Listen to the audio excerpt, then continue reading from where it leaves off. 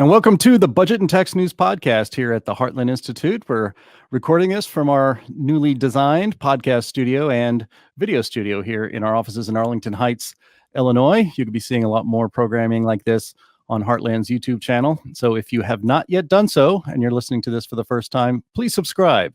Hit that subscribe button and hit the bell as well. You know, YouTube has been really messing around with its algorithms and a lot of the way it operates. And content creators like the Heartland Institute are kind of at the mercy of them, not kind of, entirely at the mercy of them. And we've gotten reports that people have been unsubscribed and they're not getting the notifications that they had normally gotten. So do check and make sure that you are getting a notification every time Heartland has a new video of one of our podcasts and all the other videos that we produce here at the Heartland Institute on public policy. We'd really appreciate that. With us today on the Budget and Tax News podcast here at the Heartland Institute is Ed Hudgins. Ed Hudgins is the research director here at the Heartland Institute. He has a long history of working for many think tanks around the country, and this is the latest stop, I guess. I don't know, Ed. If you've worked for a lot of think tanks over your life, is that a good thing or a bad thing that now you're with the Heartland Institute? Well, you know, you kind of move up every step. Think of it that way, okay? Well, that's good. Yes, you've now landed at the pinnacle of your career, so congratulations. Yeah, what can I say? Thank you. Yeah, yes. And so, you know, Ed Hudgins, you're you have a background and an interest in economics, and you're a very very astute observer of the world and the scene and the news as it's going on. And I wanted to bring you on the podcast today so we could talk about President Bush. I'm sorry, President Bush. What am I talking about? President Trump's trip to Davos, Switzerland. I think this is his first trip there. I think he went once 2 years ago. 2 years ago, okay. Yeah. It was quite interesting, and whatever he said and however he was accepted 2 years ago in Davos, it was quite a different reception this time because of the policies that he has instituted in just a short, not even completed first term. And you know, he went on a bit of a, I think you could call it a bit of an economic victory lap compared to the other economies of Europe. And so we have a clip here from Trump's speech. Nobody apparently walked out. Nobody booed. There was at least one applause line. But I think Trump, you know, he didn't just use it as a campaign stop, obviously, but he had some real economic accomplishments to brag about for America. And Andy, producer, why don't you play clip one? Before my presidency began, the outlook for many nations was bleak. Top economists warned of a protracted worldwide recession. The World Bank lowered its projections for global growth to a number that nobody wanted to even think about. Pessimism had taken root deep in the minds of leading thinkers, business leaders, and policymakers. Yet despite all of the cynics, I had never been more confident in America's future. I knew we were on the verge of a profound economic resurgence if we did things right. One that would generate a historic wave of investment, wage growth, and job creation. I knew that if we unleashed the potential of our people, if we cut taxes, slashed regulations, and we did that at a level that's never been done before in the history of our country in a short period of time, fixed broken trade deals and fully tapped American energy, that prosperity would come thundering back at a record speed. And that is exactly what we did, and that is exactly what happened. So Ed, so that's, you know, one thing that struck me actually about Trump's speech, I hate to use the word low energy as he used that on the campaign trail, but it seemed a little low energy to me. But there was a lot of good economic news in America to talk about there. And I think it's economic news that most of Europe is not able to currently share. Yeah, I mean, what's interesting is that, he didn't have to be bombastic. People criticize him for that because I think the facts all spoke for themselves, right? If you look at the U.S. economy today, remember when Trump was inaugurated, people were saying the stock market is tanking, it's never going to recover, and it's been going gangbusters. If you take a look at unemployment, you know, during the Obama administration, the talk was, look, 5, 6, 7% unemployment, that's the new normal. You know, now it's what, 3.5%, something like that, which is what he was talking about. He talked about how many new jobs we have added, 7 million new jobs that we have added. And again, well, our manufacturing base is shrinking, and we might as well just go ahead and acquiesce, in a downslide of our economy. Guess what? The manufacturing base is back. What's even more interesting is that the president, that is Donald Trump, who has been criticized by some people as, oh, you don't like minorities and so forth, the groups that have most benefited, and he points this out in his speech in Davos, to the economic recovery, the economic boom, are minorities. Unemployment for blacks is at historic lows. The same for Hispanics, again, at historic lows. These should be things that we should celebrate. The Europeans, and especially the socialists, are always criticizing and saying, we can do better, we can do better. But what's interesting is, of course, he was giving this speech in Europe. And you take a look at their economies, and most of them are in terrible shape. Even Germany, which has usually been the powerhouse of Europe, their economy is starting to lag. You see that businesses are coming from Germany to the United States and to other places. And part of the reason is because of something else that Donald Trump brought up. That is the fact that we have gone to being the energy superpower of the world. We're no longer dependent on foreign energy.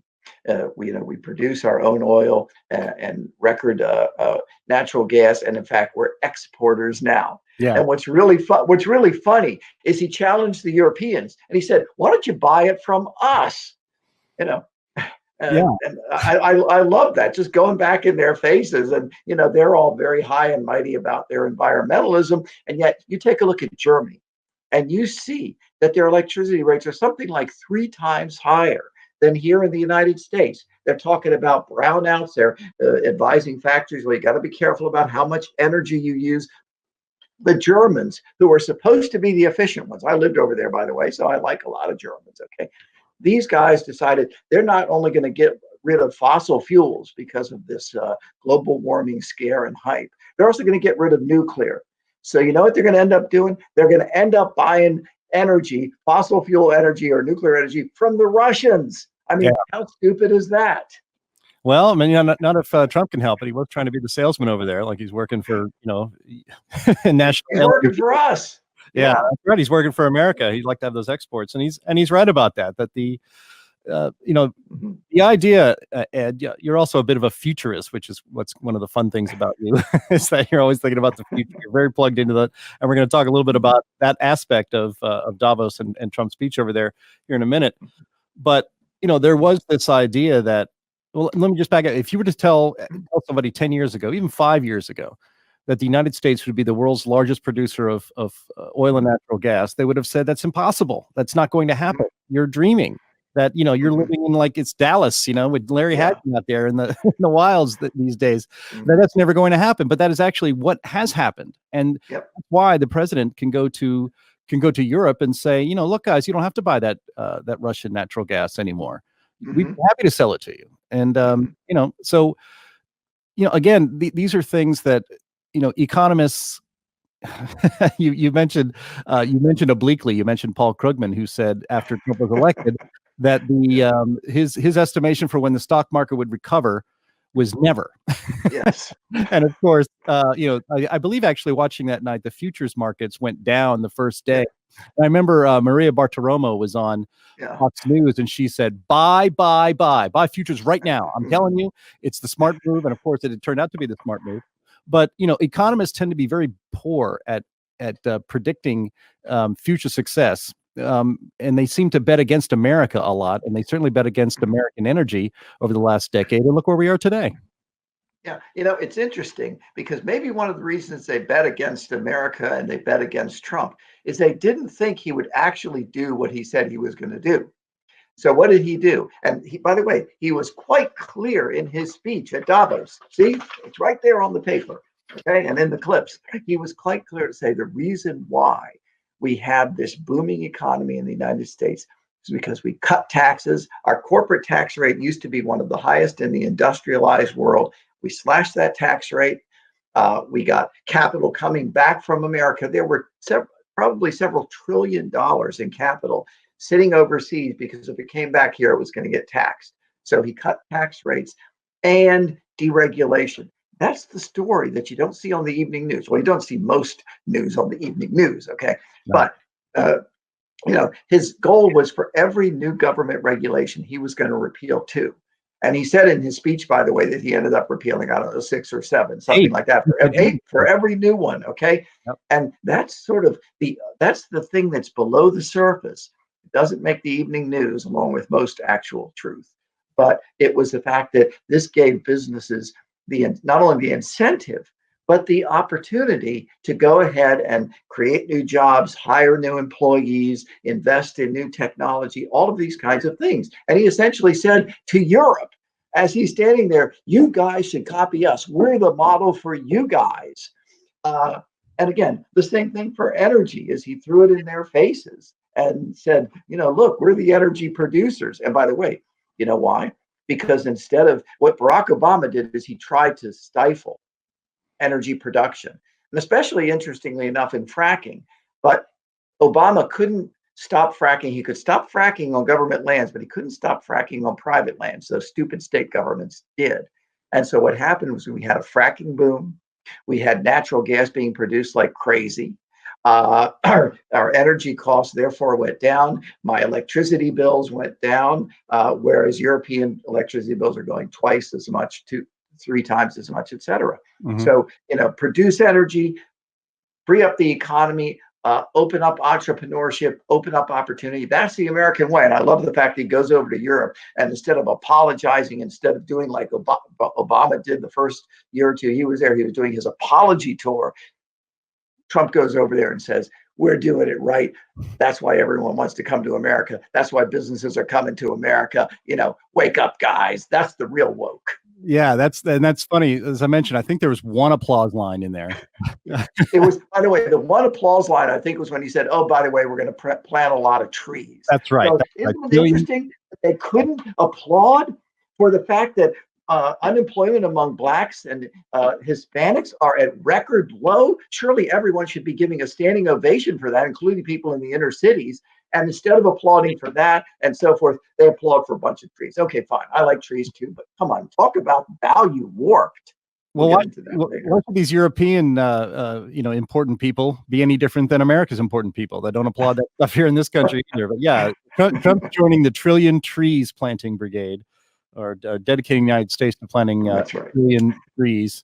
I don't know where we're going to find the land for all that necessarily, but it's a good idea. Trees are good. Well, it's good. We're not going to be able to find the land if the Green New Deal and all these environmental, let's replace all the fossil fuel and nuclear with renewables. We're not going to have the land because, quite literally, if we have replaced all of the fossil fuel and nuclear in this country with windmills, okay, the windmills would cover an area of Arizona, California, Nevada, Oregon, I think West Virginia. So there'd be no land for trees anyway. So, Well, pick one, I guess. Windmills or trees. All right. Well, you sent me an article, Ed, preparing for this podcast from The Independent in the UK newspaper. It says, quote, Trump's Davos speech instantly shot down by leading economist. And that leading economist apparently is somebody named Joseph Stiglitz. mhm. That sounds German to me, and you've lived in Germany. And you know a little about economics. So, Yeah. what could there possibly be to shoot down by leading economists based on what Trump said there? Look, really, Policies have done nothing but extremely positive things for the United States. Look, it's nothing. It's usually such gobbledygook. It's not worth. Again, you mentioned Paul Krugman, who came on right after Trump was elected and said the stock market is never going to recover and it's going gangbusters.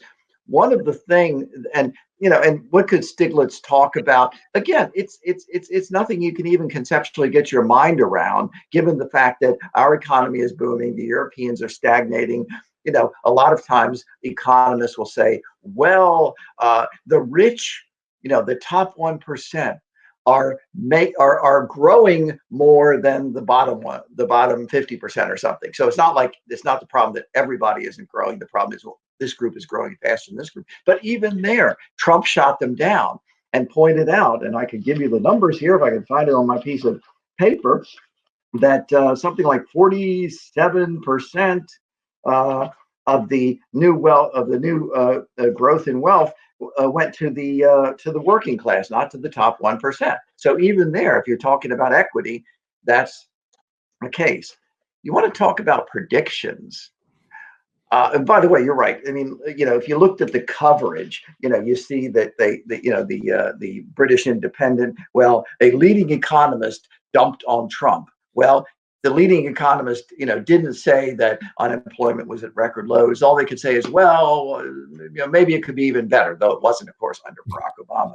You saw that the NPR basically talked about, Trump, goes to Davos to boast about U.S. economy, but avoids climate change.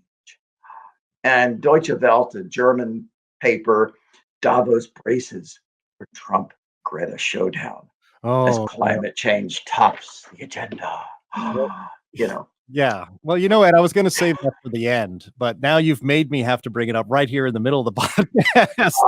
sorry Because, about that. no, that's okay. Because the two biggest celebrities to speak at Davos were, of course, President Trump and Greta Thunberg, the world's hero, climate hero. 17, she's 17 years old now, still not attending school, Mhm, but lecturing everybody on how we mhm, run the world and to save yeah, the world. mhm, You have some thoughts on that. I mean, I yeah, think as you mentioned, there she is. She goes to mhm, Davos, is lecturing mhm, the world's elite on yeah, climate change and how we need to stop all use of fossil fuels immediately.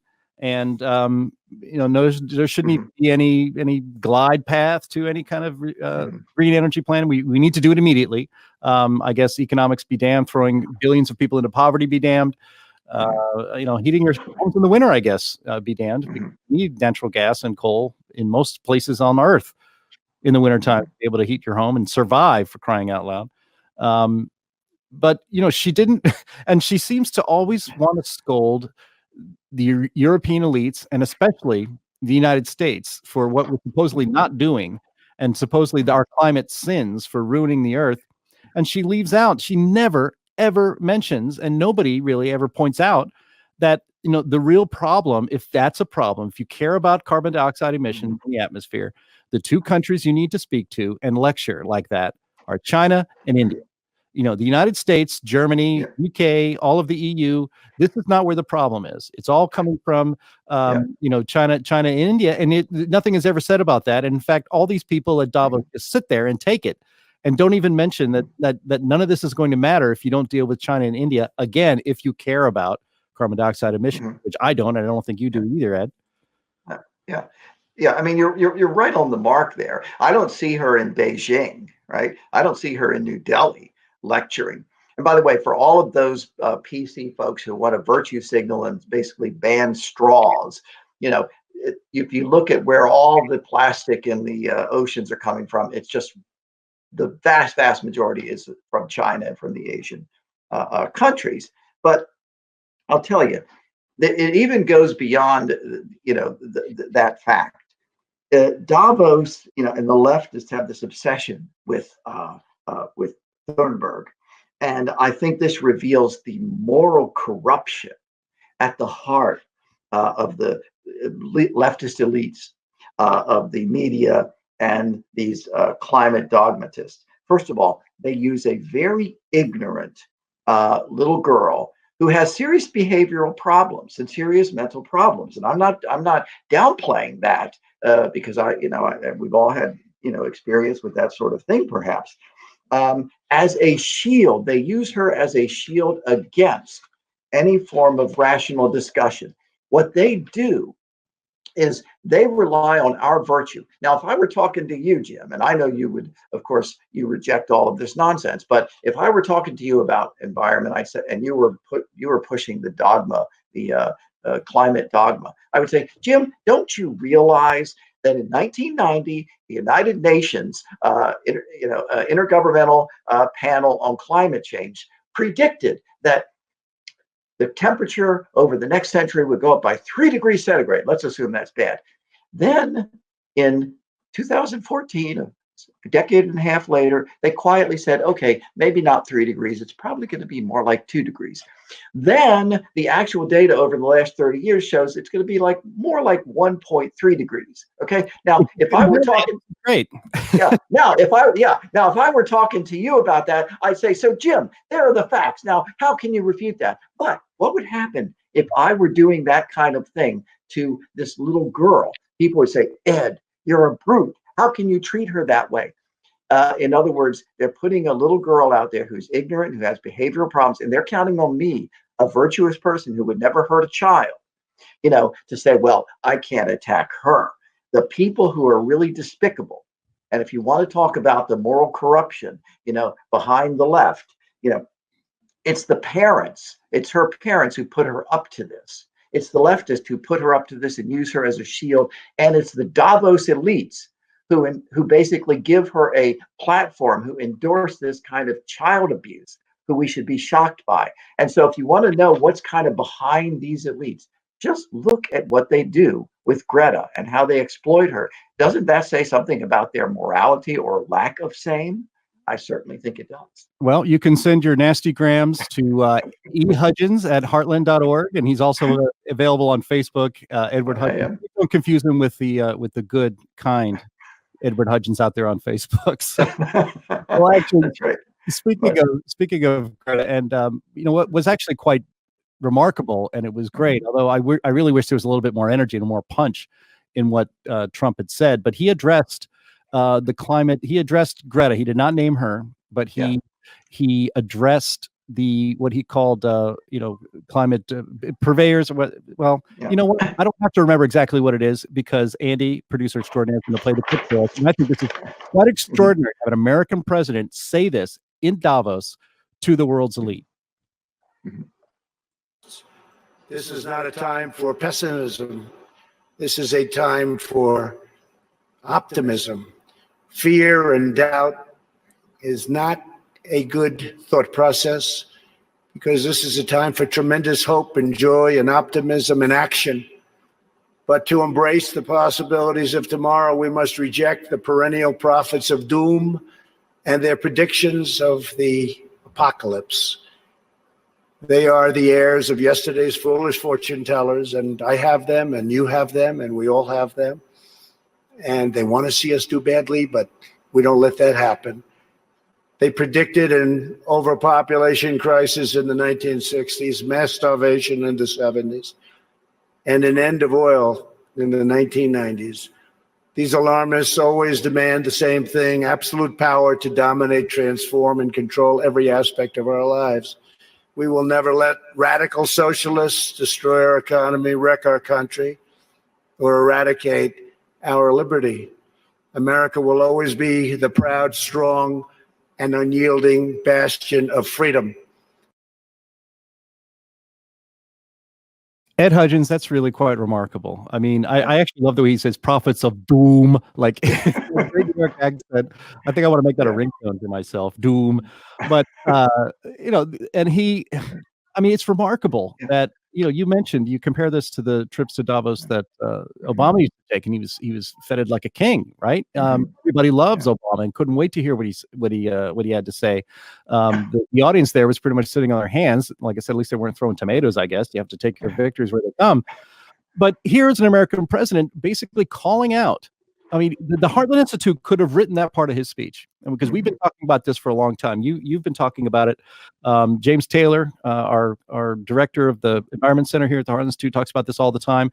That the prophets of doom, as Trump said, were wrong in the 1970s when they said mass starvation. We talk about in the Tank podcast, hosted by Donnie Kendall here at Heartland on Fridays. I bring up Paul Ehrlich all the time with his population bomb. That was in the 1960s. We were all supposed to.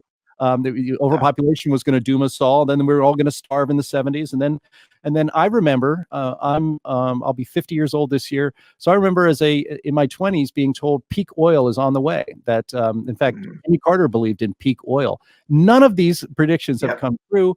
And it's really encouraging to see a president who calls that out, as a way of saying there is a lot of reason to be optimistic about the future. Not only is human activity not causing a climate crisis, if something like that were to happen, it is Mhm. only through economic growth and the innovation of countries like the Yeah. United States and the West where you will be able to solve those problems. The pessimism of the decades past, where it was always the problem is going to kill us, not this is a challenge that we can solve, Yeah. is such a contrast, I think.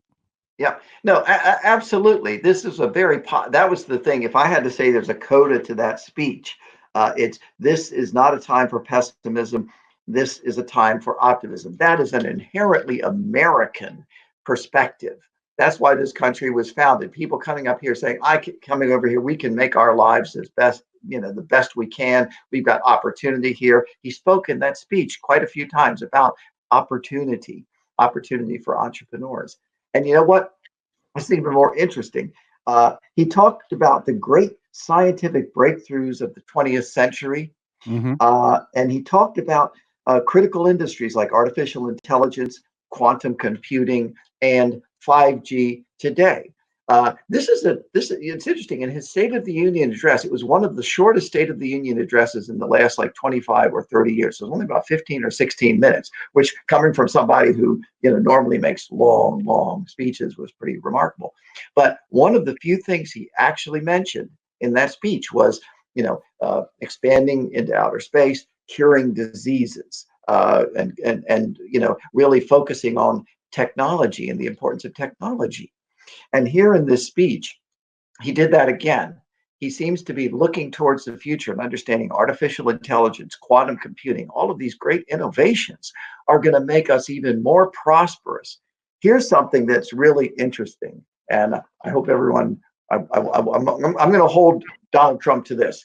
I'm going to read this. He tantalizes us by saying, and I'm quoting here, we're continuing to work on things that you'll be hearing about in the near future that even today you won't believe it's possible that we have found these answers. He's talking about there's some things coming down the road in terms of technology. I don't know whether it's curing diseases or whatever that apparently he knows about that's going on that he's really excited about.